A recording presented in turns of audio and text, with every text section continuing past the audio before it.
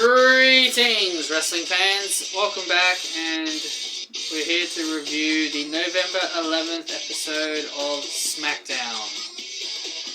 I didn't do Raw because I personally didn't really feel interested in reviewing Raw, so didn't really want to review this episode, but I guess, just for content, and then need to get something out, I guess. So anyway, here we go. Here are my thoughts on this episode of Smackdown. You guys can probably tell by the tone of my voice, this just wasn't a very good episode. I personally didn't really like it. I thought it was really didn't really like it all that much. The opening match was the Usos versus the New Day for the undisputed tag team titles, and if the Usos won, they would break the all-time record. And of course, they retained. Of course, they break the record because the freaking Bloodline for some reason need more records. Like for some reason they need more records for some stupid reason. I'm honestly so damn done with this. I'm so goddamn over it. It's ridiculous. I'm just so over the Bloodline. I just find it so hypocritical that fans just sit there and talk about how great the Bloodline is and how they're not tired of them, being champions, but yet I see bloody people complaining about Mandy Rose being champion for about a year. Fickle, I swear to God, man. And then when you get a six-pack challenge, probably the worst match I've probably seen in a while when it comes to the women's division. It was Sonya, Lacey, Zaya. I barely can even remember who was in it. It was Liv Raquel, Shotzi, Sonya, Lacey, and Zia Lee. Why Emma was not in this is beyond me. I don't know why Emma was in this. It's beyond me why she was not in it, but for some reason she was not. And then they basically have the worst person on the roster end up winning the match, and that is Shotzi. They have Shotzi frickin' win this match. Of all frickin' people. Of all people to have win, you have Shotzi win? Why does Shotzi deserve an opportunity at the SmackDown Women's Championship? I swear, this division sucks. The SmackDown Women's division is just straight up awful. Ever since Sasha and Naomi and Charlotte have all buggered off,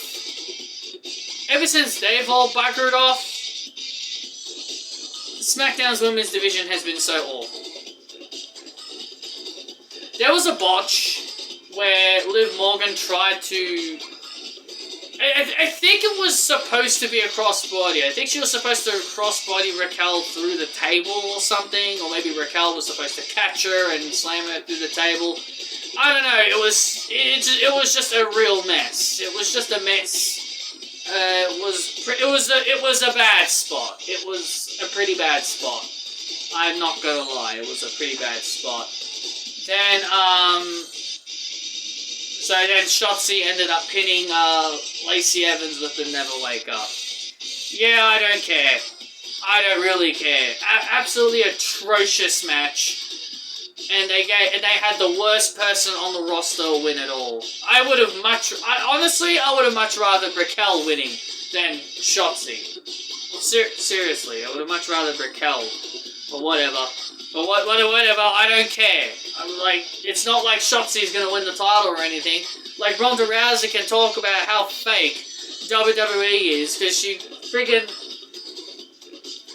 There was a video about Ronda Rousey talking about how fake WWE is. Like, she was telling people to not care who wins a fake fight, but yet this woman, this person who likes to talk about wrestling being fake, is also a friggin' paper champion.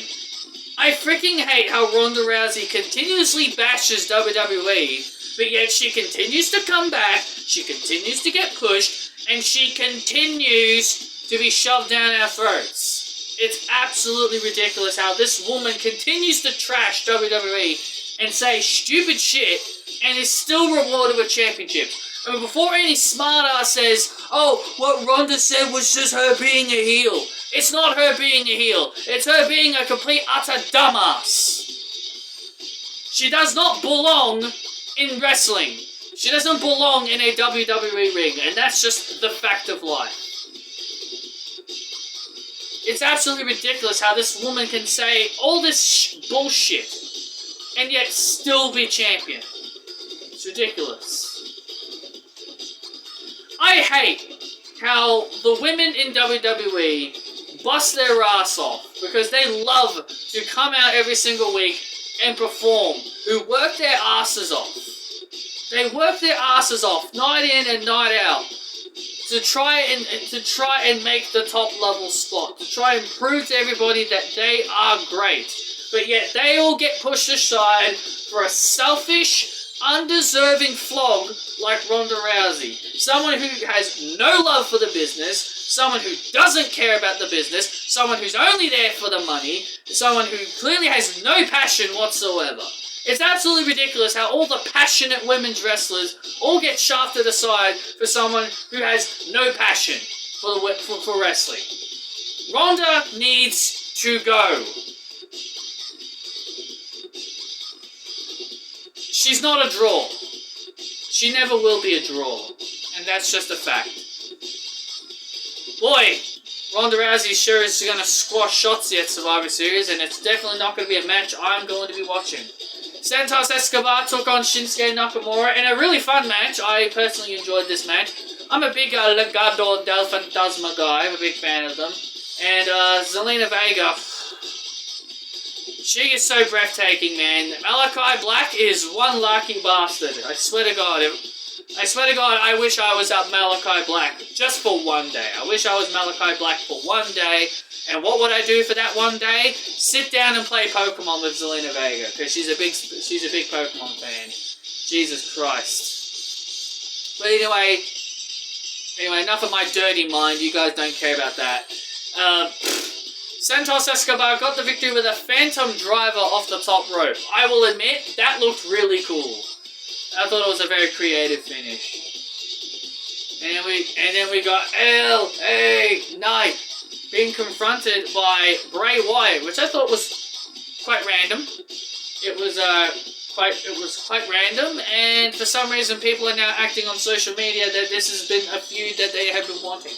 I want to mind you, there's no way people on social media are serious, right?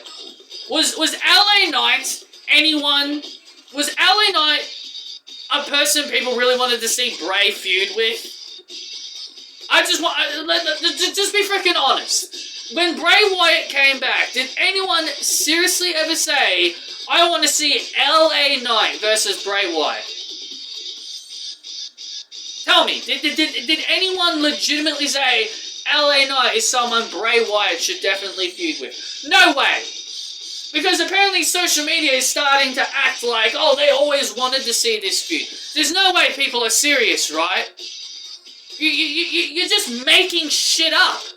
You're just making shit up. Just because we saw it on our TV. Because we now see this on our TV. Now apparently it's something you've always wanted to see. Nah, bullshit. I don't believe that for 1 second. I don't believe LA Knight was ever on your list of dream opponents for Bray Wyatt. Poor old LA Knight, he's certainly not going to be getting the victory over Bray Wyatt, because why would you have Bray Wyatt lose his first match? Because then you'll get all the Bray Wyatt crybabies freaking talking about how Bray Wyatt is buried if you have him lose, because that's one of the big issues with Bray Wyatt. If you have him lose one match, it's an automatic burial. Oh, by the way, I should have mentioned this. The Santos Escobar Shinsuke Nakamura match was a part of the Smackdown World Cup. The winner of that World Cup gets a stupid trophy, which shouldn't be a thing, but they also get an Intercontinental Championship match against Gunther, which that should be the only reward they get, by the way. That should be the only reward they get, not some dumbass trophy.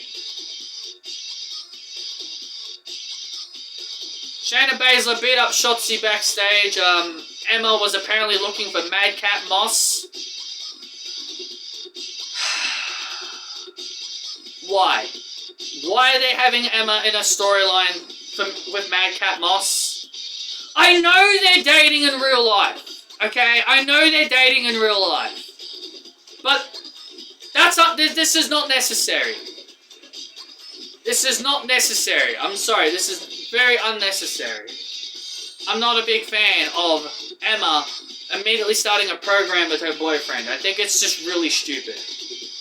But yeah, Ronda and Shayna beat up Shotzi backstage, and Ronda said possibly the most unfunny thing ever. She said, "Clean up on aisle green" or something. Seriously? Stupid. Get this woman out of WWE. Braun Strowman destroyed Jinder Mahal. I wanted to say something funny, but I didn't. I wanted to say something funny, but I don't want to upset people. Anyway, Braun Strowman beat Jinder Mahal, pretty much squashed him in the World Cup. Who cares? Moving on. We're going to get Zelina Vega versus B-Fab, and of course, Zelina Vega can't apparently wrestle for some stupid reason. We got the return of Sarah Logan. I don't mean to sound mean or anything, but is there anyone, be honest, is there anyone legitimately happy Sarah Logan's back? Anyone? Is there any person out there that is actually legitimately excited to see Sarah Logan back? I feel, outside of Emma and the OC, Triple H has just been bringing back people that I personally don't give a flying nimbus about. I guess maybe Mia Yim. But maybe just Mia Yim, OC, and Emma. Like, seriously, why is he bringing back people that I personally would either A, was never a fan of, or B, people I never cared about? I don't know why Triple H thinks these are the people we want to see. B-Fab, personally I'm glad the match didn't happen because I don't think B-Fab's any good in the ring, but I'm also upset that the match didn't happen because I wanted to see Zelina Vega kick her ass. But either way, why is Triple H constantly bringing back people that I personally do not care about? And now I'm hearing Bray Wyatt wants Triple H to rehire Eric Rowan and Bo Dallas, two more terrible wrestlers. I just don't understand why they're bringing back people I don't care about. I just don't get it. I just don't get it. It's just so boring. I just don't care. Yeah, it's nice to see Viking Raiders back. I'm a big fan of the Viking Raiders. Yeah, I'm a big fan of the Viking Raiders. I'm happy to see them back. But Sarah Logan, I don't know, man. Yeah, I guess welcome back. I guess it's nice that she's back and all. But she's just someone that the fans are just not going to care about. And she's only, and I personally believe she's only back, just to make Liv Morgan happy. Because, they are really close friends. I don't know, man. I just don't know how I feel about Sarah Logan being back. But, no, it is cool to see her back at least with the Viking Raiders. Because I always thought she'd fit in with the Viking Raiders. So Roman Reigns then comes out in the main event to talk about a big segment. That ends up being interrupted by the Brawling Brutes and a returning Sheamus. And there was a big brawl that ends up breaking out in the ring, and Drew McIntyre comes down. Sheamus and Drew McIntyre on the same side is definitely something I thought I'd never see. One thing I want to bring to everybody's attention is that I wasn't really the biggest fan of Pete Dunne and Ridge Holland originally.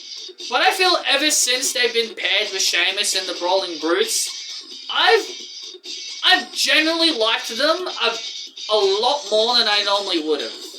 Because I personally didn't care for Pete Dunne or Ridge Holland when they originally first came. And that's what I'm saying. Like, if you give me a reason to care, I will care. WWE have given me a reason to care for Holland and Butch. Like, back in NXT, I didn't have a reason to care. And I personally feel them being with Sheamus has really, made them better. So, it sounds like this is going to be the War Games match. It sounds like it's going to be Bloodline and Sami Zayn versus the Brawling Brutes and Drew McIntyre. Who is their fifth partner going to be? Most likely Kevin Owens. That's my personal opinion. I personally think it's going to be Kevin Owens. And I hope to God that the Brawling Brutes team end up beating the Bloodline. But because the Bloodline are so unpenetrable and their armor just cannot be pierced, I fully expect the Bloodline to win, because, they win everything. The Bloodline and Ronda Rousey are way worse than Charlotte Flair has ever been booked throughout her entire career. And I'm not taking that back. If anyone finds that offensive, I'm never taking that back. Anyway, that is the end of this review. I hope you guys enjoyed. Hit the thumbs up, comment your thoughts down below, and I will see you all next time.